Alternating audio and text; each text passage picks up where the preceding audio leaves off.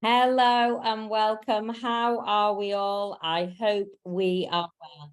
Welcome back to Reiki 1, the Master Healers. I am just letting people in, so you just bear with me. Hi and welcome everybody. If you can make sure your cameras are turned off and your audio. If your cameras are turned off and your audio, and then we will get started. Right. Let me just bear with me a moment. So just make sure that your cameras are turned off and your audio is turned off too. So welcome back. So for anybody who is joining me live on these videos, please make sure you turn the camera off. Please make sure you turn the audio off. The only reason why is because this is being recorded, so I can obviously add it into the course. If you're watching this on record, know that everything that I'm teaching now, it has the same vibration, holds the same vibration. So let's delve in.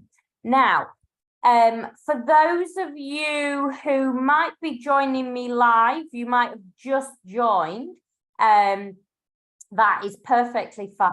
You can always go back and watch the videos. So we have done Reiki 1 attunement. You should have done Reiki 1 attunement. Now, if you haven't, all you need to do is go back and watch video 1. Watching video 1 and then carry on watching the other videos. You will find that there is also other sections in here in the portal area that show you where the attunements are and also then how to self-heal. There are audios in there to help you. Now, often people say to me, so when do I do the attunements, Kat? Working energy, everybody, because we have been conditioned to believe that we need to learn from a textbook and tick off and get certificates as we go. 2 + 2 = 4. Now, energy and learning energy doesn't just work in the same way. Why? Because you are igniting your third eye on this. You are igniting all the chakra system. So you are learning how to work with something that has no form. And for most Westerners, it is really hard to work with something that has no form to begin with.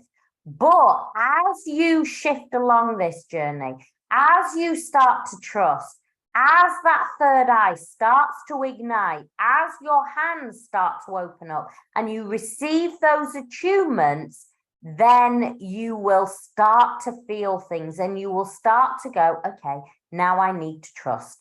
Now I need to bring it back. If you are doubting anything at all you need to do, and not really doubting, but going, I don't know if I can feel anything, go back to page 4, where the Reiki principles are. Reiki principles almost like center you back in to this energy. Remember, there is no right or wrong way to do Reiki, as long as you do it with an open heart. Now, I follow the very, very traditional, unaltered Yasui Reiki. In my eyes, this is the only Reiki there is. There is lots of other alternatives out there, but this is the original. This is Yasui.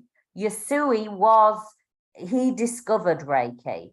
So I am very dedicated to keeping it in its purest form.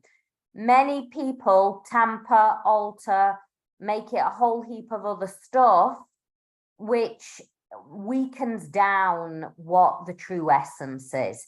My manuals, you will see the lineage of how close we are to Dr.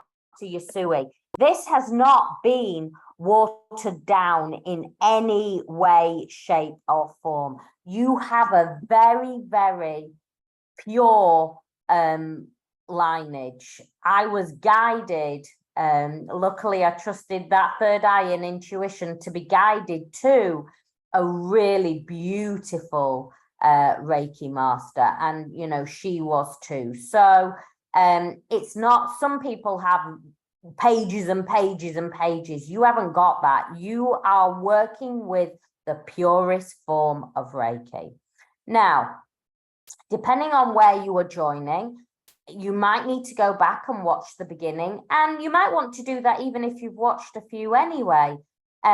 When you do the attunements, I prompt you, but you will hear me go, and you might want to go and do a second attunement now, or the first attunement.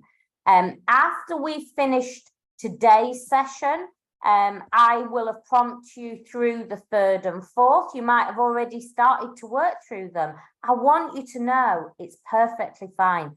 I want you to become that Reiki master. And being that Reiki master is about taking spiritual responsibility, but also, you know, staying with the truth of what the manuals are. Don't alter the manuals to much degree. Don't add your own spin on things. You will see, you know, my manuals, these were 2011. I had wrote some other ones before that, but then these ones I spent months and months and months, 9 months writing them. And so, you know, these have been around a long time. They have taught many, many, many Reiki masters. This is the truth of what Reiki is, without all that fluffy stuff on that's going to water it down and alter it. Keep it true. So, you may have done Reiki 1, you may have done the attunement 1, you may, and I will prompt you. If you haven't obviously gone through the manual yet, you need to go back and start at the beginning, but it's fine to join me today, so don't stress about it.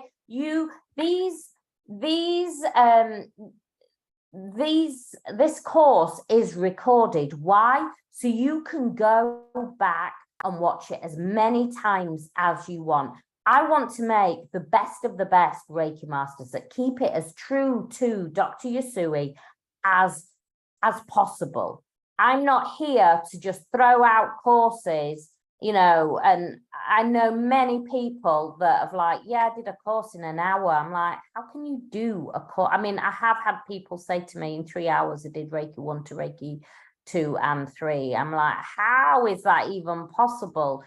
How are you even doing self-healing? Self-healing is really key on this journey. When people come back and work with me and go, I want to retrain with you because who I learned with, I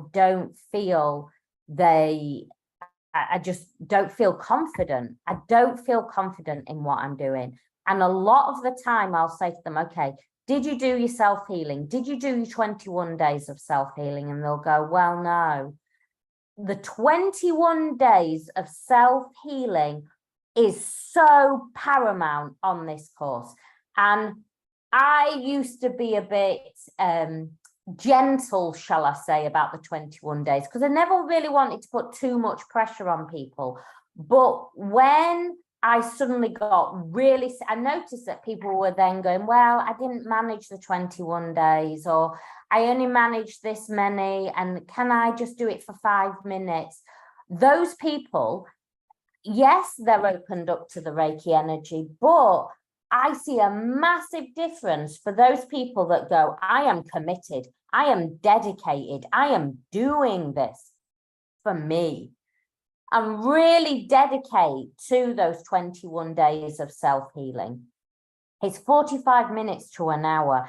And at that point, that is when you learn to work with the energy. People often say, how do you know your stuff? How do you feel all that? How do you, connect in so deeply? Why? Because I know energy. I work with energy. How do I work with energy? By being the energy. So 21 days is so important. So don't take it as like, yeah, I'll have a go at it, I'll play at it, I've done the course, I've got the certificate. If you really want to make a difference and really start to catapult how you work with energy, commit to those 21 days. And like I say, if you miss an update, it's not the end of the world. Just add it on. Just don't miss too many days, or you really need to start at the beginning. Give this to yourself. Give it as a gift. This is the biggest gift. If you're on an awakening journey, this is the next best gift you can give yourself, to start to really focus on you, bring it all back to you. So in the last session, we learned how to self-heal. I then put an audio out which talks you through the self-healing. If you haven't listened to it, so you've got a bit of a guided self-healing. If you haven't listened to it, it is in the portal area. You might need to flick around to flick back to find it. So I want to talk, I know we talked last week briefly about how to treat other people, but I really want to focus on that tonight. How you help other people, how you treat other people. Now, what I have seen over the years is people go, oh, I think I'm going to just wait till Reiki 2 to treat other people. Reiki is there to be shared. You're learning energy. Energy is everything. Everything contains energy. And when we alter the vibration, our vibration, even my table has energy. Everything contains energy. The water I'm drinking has energy in it. Everything. The trees, the bees, everything. And so don't hold back on this journey. Don't hold back and think, oh, it's just for me. But don't make other people priority over you. I know I mentioned this last time. Divine feminines are very good at prioritizing everybody else's needs above their own. The first person you should be treating is always self, is always yourself. But there is no time like the present to have a go at treating other people. And you will, but don't think your 21 days of self-healing, you can go, oh, okay, I'll do it on, treating other people, because I know when I'm treating other people, I'm topping myself up. No, you still have to treat yourself. You still have to do those 45 to an hour self-healing. That is important. But go out and start to have working other people, start to have a go at helping other people. Now, you cannot charge at level 1. Level 2 is practitioner level. So at level 2, you can start to practice as a practitioner. At level 1, you can't, but level 2, you can. So level 1 is basically you can treat friends, family, animals, horses, absolutely love it. So go and have a go with friends. Now, what do you need to start to treat other people? Well, you need something comfortable. So you might need, because you don't really want to be standing over a bed. So you can buy a therapy couch, and you always need to remember, and I'm going to tell you a very funny story about this. You always need to remember the weight that it can take of a therapy bed, because you might go on to use this later on. Now, my ex-husband was a rugby player, was a big guy, he was a big rugby player. And I decided that I was just going to buy a second-hand bed just to practice on. I found one and it looked really great and they'd been using it, but it looked fine. So got this bed and started using it, but said to him, can you try it out first?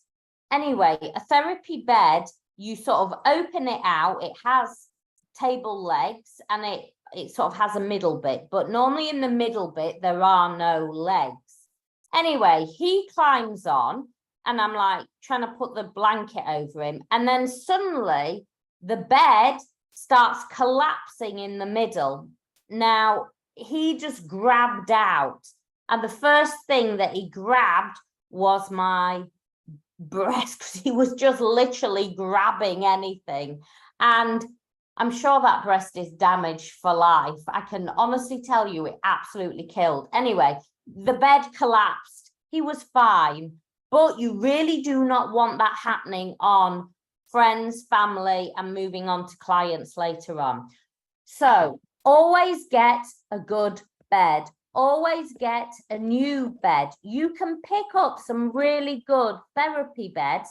Now, you just need to search for Reiki couch, therapy bed, therapy couch, and you can search on Amazon. You know, Amazon's all over. If you're not an Amazon lover, because I know there are other things going on there, and some people, my friends included, don't like Mr. Amazon. You can find them everywhere. You know, if you just search Google and your local area, you'll probably find somebody local to you. But make sure you look at the weight. And sometimes you need quite a wide one as well, because moving on, you don't know who you're going to be treating. You know, your clients might have a different weight range. So be really aware of that. You'll want to maybe get a little cover. Now, you can get just a flat sheet that you would put on a bed, or you can get a couch cover. It's entirely up to you. Couch covers are normally a bit more expensive, but you can get one of those, or you can get just a nice cover blanket that you would put on your own bed on the base. You need something light because you want to be able to wash this. Now, underneath that, if your bed's a bit hard, you might want to soften it. I'm telling you these tips because I learned them as I went. And throughout the years, it's really helped people. So you can actually get top therapy bed cushions now, but they're expensive. Or you can just go to wherever, I mean, I would say our local supermarket, and buy a small children's single duvet. So not the cover, the actual duvet, because then that'll make it a bit cushiony. I then also get a really nice pillow, because I want my client to be, or whoever I'm treating, to be really comfortable. So, and make sure you've got a pillowcase, because obviously the pillowcase and the covers you want to, you know, put in the wash. So you'd put the bed cover over the top, because you don't want to be washing the duvet every time. And then you need like a fleecy blanket or something that is really warm. Now, you might want to put a cover in there, in between there, so you don't have to wash it every time. But I really like the really nice fleecy, you know, so they call it over here like a teddy bear fleecy blanket, because it feels so comforting. And you might want to get something to cover your eyes, the person's eyes. But remember, you are going to need to wash it. So don't use something that is smelling all lovely, but you can't really wash. You know, I often just used to use a really nice face cloth, because I could just fold them up, chuck them in the wash. And, you know, I used to have many face cloths that I'd just put over. Sometimes I'd have lavender in the room, so then it would sort of smell all nice, but it's entirely up to you.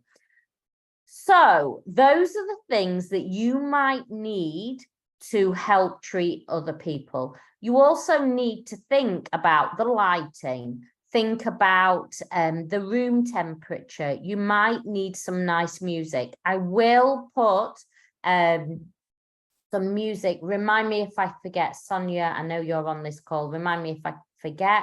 I will put some links to some nice music, but you can find it. You can go on YouTube and search Reiki music. Or they have those live ones that play an awful lot. They're quite nice to listen to. But while you're treating just friends and family, you can play any nice, relaxing music. I've told you before, I listen to Juta an awful lot. I love Juta. My children and me go to sleep to it every single night. Escape from Gravity. If you want to know what we go to sleep to, Escape from Gravity by Juta is our thing. So you've thought, and think about smells as well. I've talked about it before. Essential oils are really, really good. And you might want to get some rose quartz, because rose quartz is that unconditional love. You know, you might want to give it to your client to hold or to place on their heart chakra as they are having the treatment. I said client, I mean friends or family, but you know what I'm saying. So we talked about it last time about, you know, that you need to explain to the client about it. You need to explain to the person about it, what you're going to do, what it's going to involve. And really that it's just, you know, them being open to receive it and just relaxing. It's deeply, deeply, deeply relaxing when somebody else gives you Reiki. If you have never had Reiki before, I really recommend that you go and find somebody. When I first started teaching Reiki years and years and years ago, I only thought that I would teach it local to me, like a 5-10 mile radius. And so I would not do a course back then without somebody coming and having a treatment from me.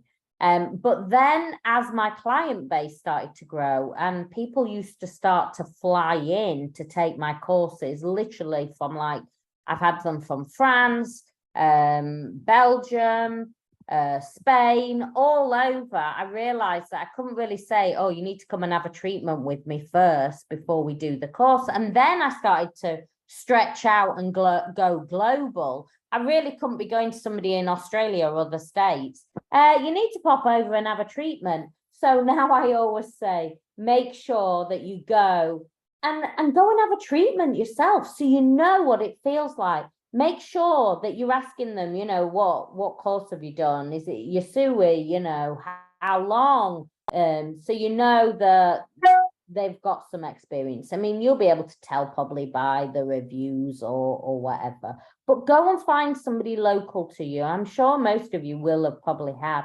some healing before, but it's really good to know what it feels like. Having Reiki from somebody is so beautiful, is so deeply relaxing, it just takes you to a different realm. And so you need to explain this to them. You need to make sure that if you're working with your guides, which I'm sure a lot of you will be, that you let the guides know as you are moving on, you know, and the time is normally about 60 minutes. So you have got the therapy bed. You've explained to the client. You will also say, so I always used to say, so shall we start? By saying, so shall we start? That was me asking them, are you open to receive Reiki? And normally they'd go, oh, yes, and start to stand up. And so then I would help them onto the therapy bed. Now, if you may need to get a little step, and you need to always help them get on and off the bed as well. So, and then get them on the bed, lay them down, make sure that they're comfortable. You might need a little roll underneath. I used to just use a towel to put underneath their ankles, put underneath their knees to support their back. You know, really think about your client's comfort. And then you will stand behind them and or sit behind them, depending. You know, you can sit or stand, it's entirely up to you. And then you will place your hands in the prayer position. and you will ask for the healing to be for the greater good of the person. You know, I normally Reiki guides, spirit guides, healers, you know, make sure that this Reiki is for the person's highest good. If somebody is coming to you for an ailment or for something, I never ever say, let this healing to heal the migraine, because the migraine, as I was saying, is always the surface level. There is normally, it needs to go to the root. So it's always for the greater good. And then you start by placing your hands on the first position. And if you go on to page 36, you will find all the different hand positions shown by me and my lovely mum. And so we always start with the crown position. Now, we always start with the crown position unless somebody, something on my screen and it's annoying me, unless somebody is really, really, really struggling with their mind. If you touch their crown chakra and you can feel all this, like almost like electricity, and over time, the more you do this, the more you will learn to realize. You'll be able to connect in, and you'll be like, woo, you know, this person's all in their mind. Sometimes, and especially if people are dealing with suicide or have got really massive anxiety, sometimes you have to go round and ground them in at the feet. So you might go to the head and go, whoa, this feels crazy energy. I can feel it, like almost pulsing out. I learn over time that sometimes I needed to ground them in first. So I'm always going to ground myself in, obviously, as we always do with as we start a treatment. So you're always going to ground yourself in, and in grounding yourself in, you're grounding the whole area in. But sometimes you need to go round and actually ground them by doing their feet. And by that, sometimes it like almost centers the energy. And I have, for years and years, I discovered this myself. I don't write it in the manual. This is a bit of a tip I'm giving you. As I say, I always teach exactly how I was taught, but sometimes there are little tips that I have found have really helped when I've tracked people. So if their mind is really crazy and you almost feel like they've got that panicky feeling, go round, ground them in the feet. This will really help them. So you always start off at the crown chakra. Now, when you first start to treat somebody, you're going to be like, oh my God, I don't know what I'm doing. You can keep the manual open at the side of you. Have a little table. You might need a little clock so you know what time. You might even get one of the little ones that you can get, you know, a bit like a nurse's one. You can have one of those. I always had one because I was a therapist and I had it there. So I just needed to look down and it told me the time. Just so you can keep an eye. Yeah, so you can always keep my manual open just to begin with, so you know what you're doing. Over time, and you know, the people that come and work with you now, say to them, you know, I'm practicing, I'm learning, you know, I want to be able to, and get going. Just have a go with it, enjoy it. People take spirituality so serious sometimes. Spirituality is about learning to work energy, learning to have, you know, it's energy. It has a life of its own. We don't need to keep it contained and be really serious. Enjoy it. Learn how to play with the energy. Learn how to dance with the energy. So you start at the crown, and then you will move over the eyes. Remember what I said, you need your hands cupped, and you move one hand and then the next. 3, 5 minutes, and then you'll start to move onto the ears. One hand and then the next. Now, what I want to say about the eyes, just be careful, because people that have got massive anxiety or maybe have suffered with suicidal thoughts, feelings, or have tried it, they might find this very claustrophobic.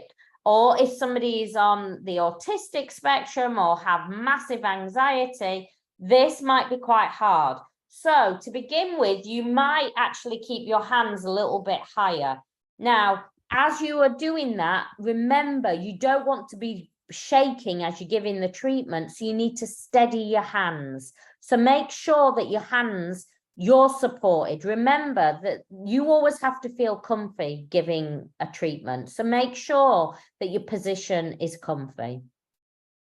Then you will obviously move over the ears, one hand, then the next, and then the back of head. This is such a soothing position. How we do it is your hands are either side, and what you do is you roll the head with your hands. You're using your hands to roll the head. You roll it to one side, and then you slide this hand over. Move the other hand back and move your hand under. So you're cupping the back of their head. It is so super relaxing. Sometimes though, it can be hard to do. So remember, you use your hands over their ears and you move their head, slide it under, move the head back, slide it under. Okay. From there, you will move their head again and you will bring one hand to the throat, move the head again, move the other hand to the throat. Remember again, don't make them feel claustrophobic. From there, we move on to shoulders. You know, shoulders is where everybody carries all those weights, all those heaviness. Then we move on to the heart chakra. Now, heart chakra, you need to just be a little bit aware. You know, don't touch breast area. So it might be that you need to work up in the, you know, up in the aura slightly. Then the solar plexus, which is just under the breastbone, moving one hand and then the next. Now this, when you start to go into throat, it can make people a bit coughy. Always have water there for them. And solar plexus can make them feel emotional. Don't be alarmed if people start crying. Don't be alarmed if people start showing big emotion. Just reassure them and carry on. The next then is the solar plexus, which is the lower part of the belly. As you can see, I'm just on my mum's top on one part and then her top of her jeans. It's basically near just below your belly button. It's that sort of area.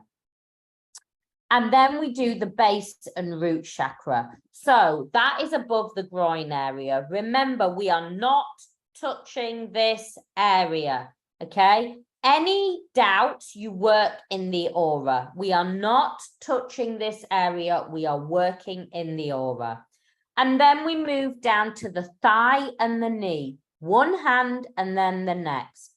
This area is really soothing. And often people, when you get down to this area, people will often say, I felt like there was something else there. I felt like, you know, I could feel another energy there. From there, we go from knee to ankle and then to both ankles. At this point, when you're at both ankles, you may want to move round to the base of the bed. Now, when you are moving, remember not to drag, you know, not to be like moving around. It's like when you stand up, move into their aura. So you're not like trying to stand up and they're like, Jesus, they're pushing on me, they're hurting me. So any time of movement where you're having to move your body, move into the aura so they're not feeling it. Remember, a lot of the time when we're doing these treatments, sometimes they can come slightly out of the body. So they can feel very disorientated. So really, really, this is beyond just having a relaxing massage. From there, we go to the base of the feet, and remember your hands. Often it is this way, but you can get, my mum had very small little, she's got really, really small little feet, very, very small feet. So I went that way from her and just her position of her feet, but also this way. And sometimes you can push it up when you're in that area, it's quite nice that you visualize pushing that energy, moving that energy up and through. Now, I teach you how to move the client over, but really, I teach as the traditional way, as I always say. But when I was doing it, I found that it was quite disorientating. So I never moved my clients over. What I would do is I would work one down one side, and then I would come back up the other side. Okay, so I've shown you on there, we're working down one knee, okay, then work up the other side. Now here, I am showing you the traditional way, and the traditional way is once you get to the soles of the feet, you then turn the person over. So you have to support them. Do not allow them to move over at this point by themselves, because as I say, they can be quite disorientated. Move them over, and then you work on the crown, the back of the neck, the back of the shoulders, all shown in the picture, the mid-spine, the lower spine, the sacral and coccyx, which is very, very, very, very relaxing, the back of thighs and hips, the back of knees, the back of ankles, and you finish off at the feet. Now, as I say, I very rarely turn people over unless people have got major back injury or major back problems, and then I will. But I normally always say to them, I don't normally turn over, but it's entirely up to you. I can do because you've got a back injury, a back problem. If they haven't, I'll just keep them in that one position.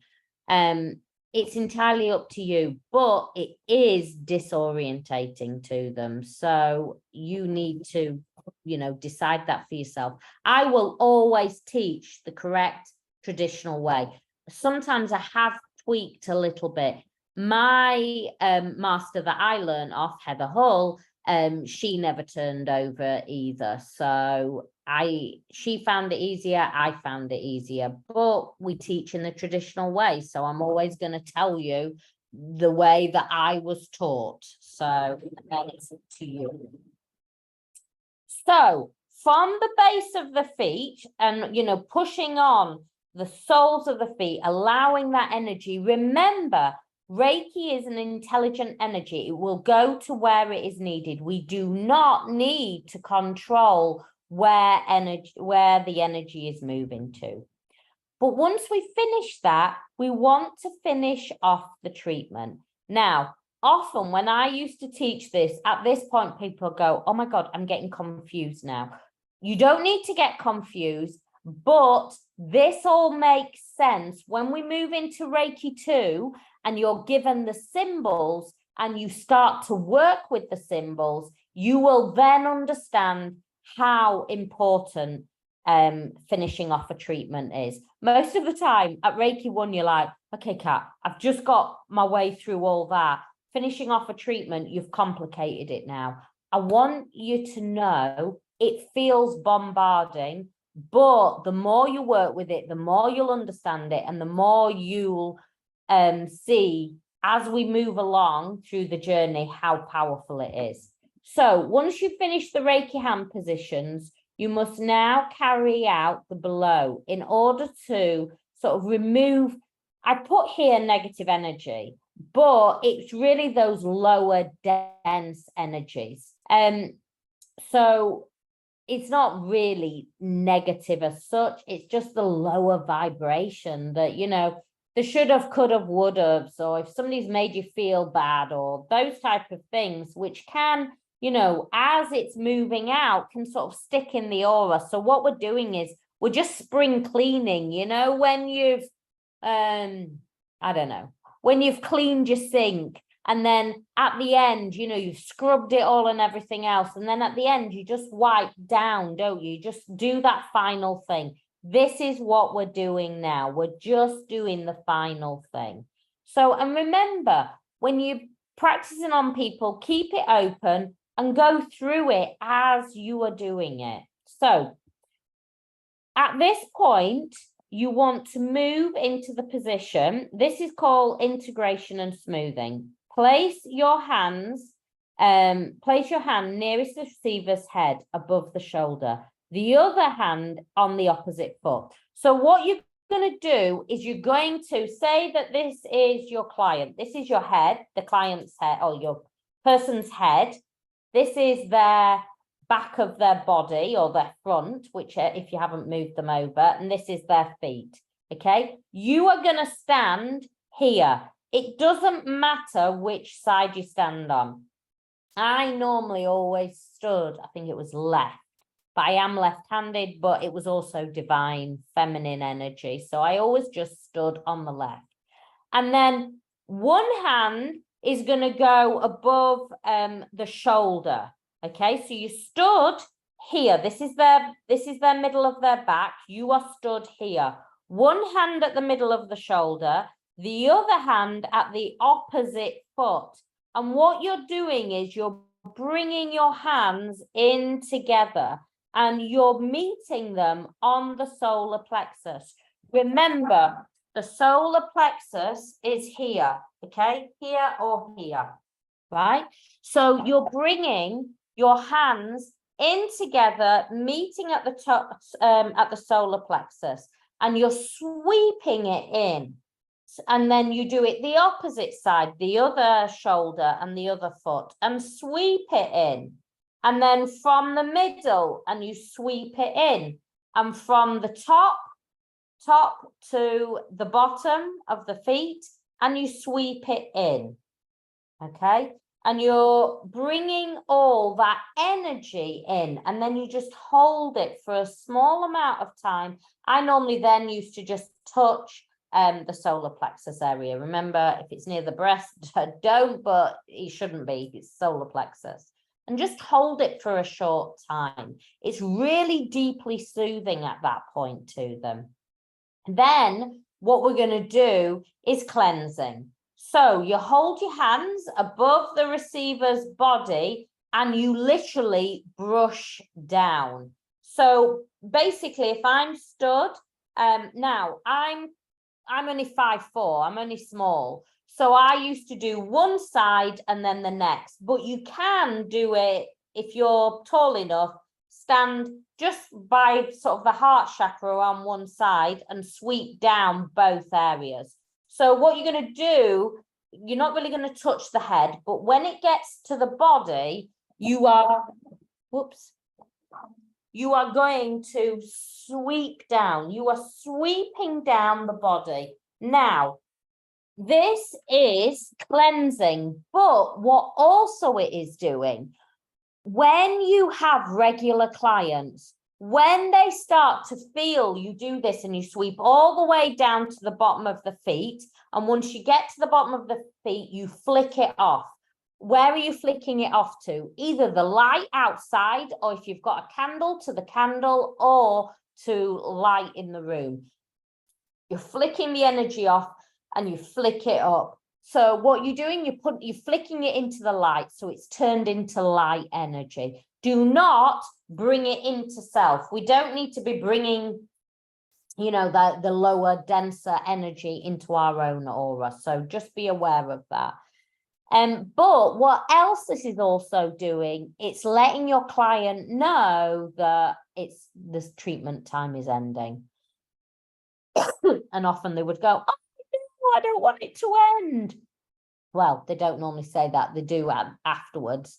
But you're starting to ground them back in. You know, there is other reasons for doing it, but you also, it feels that you're really grounding them back in, so they will start to feel it. And then the last one is body brushing. And basically, you start at the top and you just brush down, and you're brushing down in the aura, and you sweep away and you collect it and throw it into the light. So you're literally just doing that down the body. Well, you would be doing it that way, away from yourself, but I'm showing you. Now, we don't do this when we self-treat on ourselves. We just do it when we are working on others. I always then say a small prayer and say thanks to Reiki guides, spirit guides, healers, and angels for assisting me with this healing. I ask that the healing be for the highest good, and I say thanks and keep us grounded throughout the session. So you might want to now, if you're watching this on recorded and you haven't done your third attunement, you might want to go and do your third attunement. If not, you can wait till after this session is finished. So I want to talk about post-treatment. So after the treatment, you finish the treatment now, you've said your little prayer, you've finished. You need to tell the other receiver that you've finished. You need to tell them that you've finished the treatment. Tell them not to move, but to come around slowly, and you will be back in a few minutes.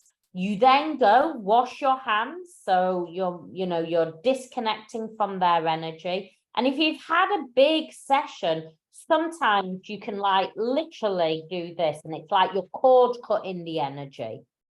Offer the receiver. So once you come back into the room, then you can say to them, would you like to sit up? You either help them sit up and give them a glass on the bed, or you will get them up and get them sat back in the chair.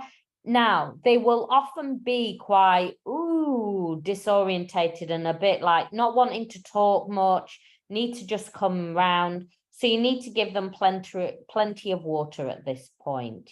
Don't let them leave without water. And then, it can take them about 20 minutes to ground in properly. So at this point, I am just giving them the water. I'm tidying around, just sort of fluffing. But I'm normally just straightening the bed so it looks neat and it's not chaotic for their eyes. I then sort of say, how are you feeling? How are you feeling? Do you want to share your experiences? Normally they're telling me about their experiences before I'm even asking about their experiences. And then explain the aftercare, that sometimes, you can feel really drowsy, feel really tired, that sometimes they can go through like a bit of a healing crisis where they get, a runny nose, a cough. They may need to go to the toilet more. They may, have diarrhea as they are releasing. It is not uncommon. I always used to get diarrhea, and I used to get diarrhea with attunements as well. Too much information, but it's the truth. And I used to also release a lot in crying and just feeling like I was just releasing the weight of the world off me. Know that these are most of the time only temporary. I mean, if it persists, then they need to go and get medical. It probably isn't to do with healing crisis. It could be something else going on. But majority of times it rectifies itself 24, 48 hours, just as the body is rebalancing. They need to make sure they drink plenty of water. Don't eat too much spicy food. Try not to, if they smoke, try not to smoke. If they drink, try not to drink. Just allow the body to find that equilibrium. So, and, say to them, if you've got any questions, come back to me, where I am. So, and, that can take about 20 minutes. So allow them that time and space. So that is treating other people. And I really recommend that everybody, as well as doing your 21 days, you start to go out. Don't worry about, am I going to trip and fall? Am I going to make a mistake? Get your book out. Have it at the side of you. Practice, practice, practice, practice. Even if you just want to do a 20-minute session with a friend, but treat it professional. And also what I want to say to you, and this is a really, really important, I'm underlining this, I'm starring it. Do not treat, and I have worked with many, many students that have gone to a friend, oh yeah, come round on a Saturday night, we'll do a little treatment and then have a drink. No, you can't do that. Do not do that. It will make you feel rubbish. And if you are going to treat somebody, you treat it in a way that is respecting you and your boundaries. This is not, So if, say, like you're going to treat a friend, go, right, okay, yeah, I can do it, but I want to set it up properly. So this isn't just like, oh yeah, let me have a go, let me show you, because people will want you to show them. This is now you learning to work with energy. So, you know, I remember many times people have gone to me, oh, go on then, show me. No, this is what I do. I don't go to a doctor and go, oh, hey, I know you're a doctor. I know you're currently eating, I don't know, sea bass out. Can I just ask you about, you know, the wart I've got on the end of my nose? We just don't do that. So, but people sometimes with this will just want you, oh, just give me a little one, and a little one, but just give me, you know, just show me.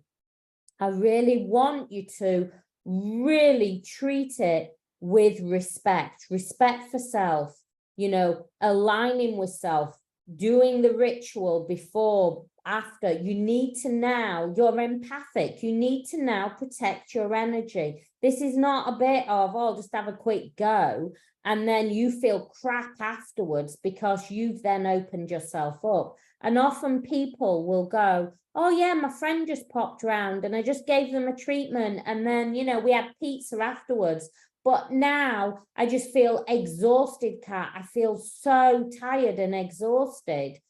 The reason why is because they haven't had that, you know, treat it as, you know, this is energy, you know, and you are that divine source. You are that connection, that open channel. You can't just do a quick one and then have a pizza and a wine night, because you'll feel sick and exhausted afterwards.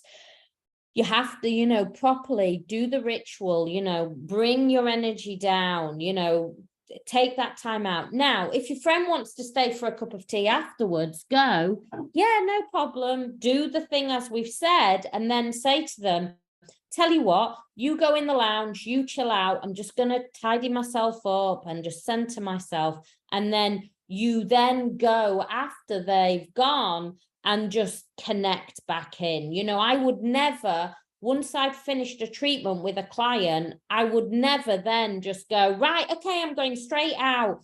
I'd have felt dizzy and sick. So what I'd do is the client would leave, and then I would tidy around the room. I would play some grounding music. I'd wash my hands again. I'd center myself. I'd normally then set my room back up. If you've got a therapy room, some of you probably won't at this stage. And you might not do, you might just do it ad hoc. You might go and, you know, visit people, but I center myself again. I just ground myself in, and I often would ground myself in my therapy room by setting it back up for the next client. Even if the next client was the next day, I would still take that time. Even if it was a friend that had come around, I'd say, oh yeah, go and chill in the lounge, or go and, you know, in the garden or whatever. I'll probably be about 10-15 minutes. It's up to you. Or you can go to the supermarket, come back in a bit or whatever, but I just need to finish off. I need to just ground myself back in. It's really important. So start to have those boundaries now, because it will help you in the future. Don't cut corners with this. You cut corners with it, and that's when people go, I feel dizzy, I feel sick, it feels exhausting. Reiki does not exhaust you. People would often say to me, you know, God, I bet you're exhausted when you've, you know, done all that work. No, I'm an open channel for which Reiki flows. Like now, when I'm teaching, when I'm guiding, when I'm doing my work, I'm an open channel. I'm working with divine. It is not depleting me. Yeah, it is not depleting me. If it's depleting me, then I need to look at what else is going on in my life. When I get depleted, it's normally because I've got too much going on in my life, and I have to go, right, okay, where do I need to pull back? My work never depletes me. My work energizes me, but I also have a strict regime. I also, you know, I don't just go from one thing to the next. I have very strong you know, boundaries, and not really boundaries, but rituals of, I need to do this in order then for me to ground in, to center my energy, so I then go about my business. So, you know, working with other people is incredible. You need to make sure that you're always working on self too. Now, people often say to me, so what do I do, Kat, after my 21 days? Can I keep going? Because I've loved it so much. Yes, you can. Or you might want to reduce down, you know, to a 30-minute one. And then once a week or every few days, do that 45 to 60-minute one. But once you've done your 21 days, you can start to reduce it down then. You don't need to carry on, but still self-heal. Self-healing, I mean, most of you in here will already be meditating most days, probably morning and evening. Add that, just include that in it. You know, laying those hands on, asking that Reiki, you are that open channel. And also what I want to say to you is, so during the 21 days, you need to work on all the different hand positions. But once you've gone past those 21 days, it might be that you just put your hands on your heart chakra or your sacral or your solar plexus, or it might alter. Or you might just choose a couple of places that you go, do you know what? I just need to work on crown chakra today and heart chakra. And you don't need to do that full one. Yes, I would definitely recommend it once a week or every 10 days. You do that full 60-minute one and you do all the hand positions. But once you've gone past those 21 days, it might be that you just do 30 minutes, and it might be that you're like, I just need to work on heart chakra today, or I just want to work on my sacral chakra today.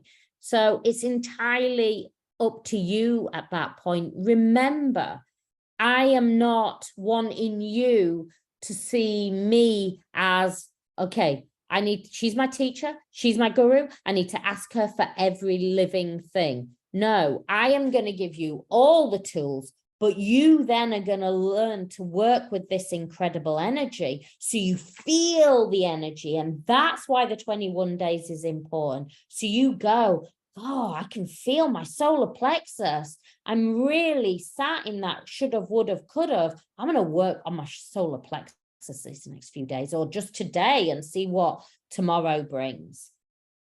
So we are really progressing. I am going to put another video out, and the last video is coming to the end and celebrating the end of Reiki 1.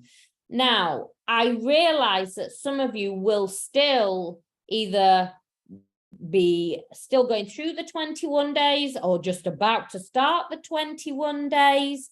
Be in flow. There is no rush. I will still be doing, we're going to go, not just yet, but we are, once I've finished this last lesson, we will then be going into Reiki 2. Take your time with it. Do the 21 days first. It is important that you finish your 21 days. Can you join me for Reiki 2? Yes, you can. So you keep that connection going with the Reiki, but I want you to still focus on the Reiki 1 and the 21 days. But I'm carrying on building it because everybody's joined at different times.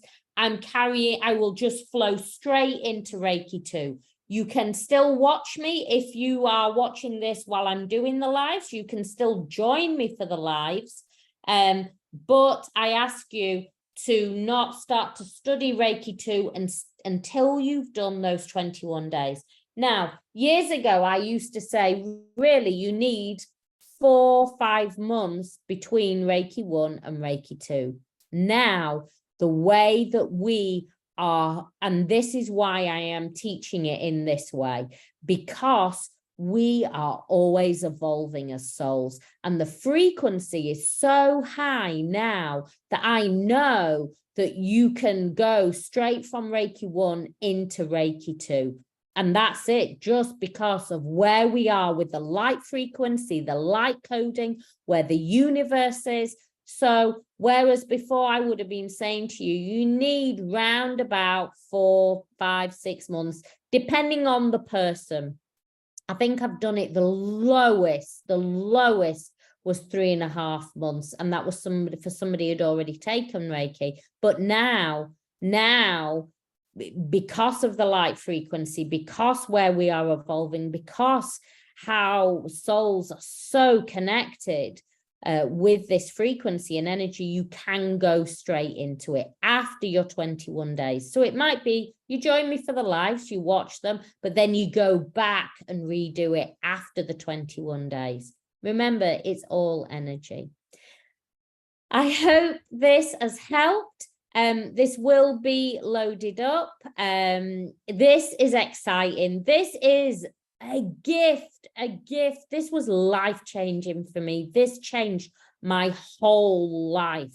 And that's why I'm still teaching it to this very day. I adore Reiki. I adore healing at every level.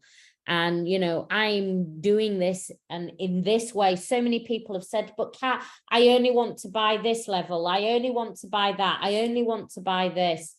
I want everybody, and I'm not doing it separate. The reason why I'm not doing it separate is because people then go, oh, can I buy? I've realized I didn't learn at the level that you teach at. So can I buy your manual? No. And I have probably shot myself in the foot many, many times over it, but I want people at the highest level. So when they're out there helping others, they're doing it knowing everything, and they have learned from me and know, you know, I've been doing it for over 20 years. I know Reiki like the back of my hand, and you know, I have treated cancer patients, suicidal, highly anxious, people that have just been released. I have treated people, you know, from mental hospitals. I've treated people that have been dying. So I have fertility, I did lots. I have lots of Reiki babies.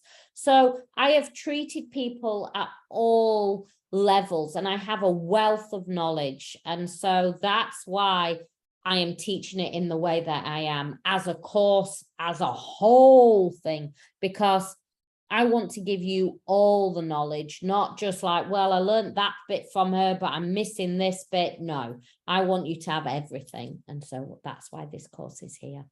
Thank you for joining me. I send you so much love into the world. Join me for the next lesson. I will be putting it on soon. Much love. I'll be back on next week as well. Much love, many blessings. Thank you.